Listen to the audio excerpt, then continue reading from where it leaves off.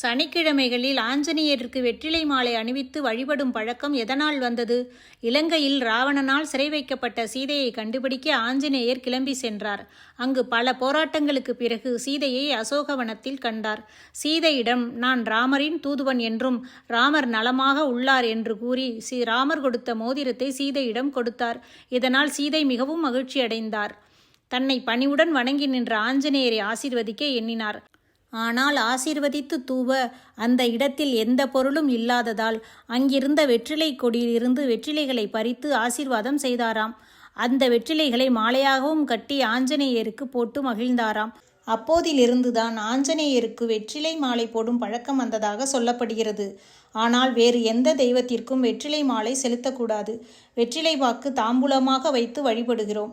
அதுபோல் வெற்றிலை மாலைகளை ஒற்றைப்படையில்தான் கட்ட வேண்டும். வெறும் வெற்றிலை கட்டாமல் ஒரு பாக்கு வைத்து சுற்றி மாலையாக கட்டி போட வேண்டும். இவ்வாறு ஒவ்வொரு செவ்வாய்க்கிழமை அல்லது சனிக்கிழமை வெற்றிலை மாலை கட்டி 9 வாரம் ஆஞ்சநேயருக்கு வெற்றிலை மாலை போட்டு வழிபட்டால் நினைத்த காரியம் நடக்கும் என்பது நம்பிக்கை.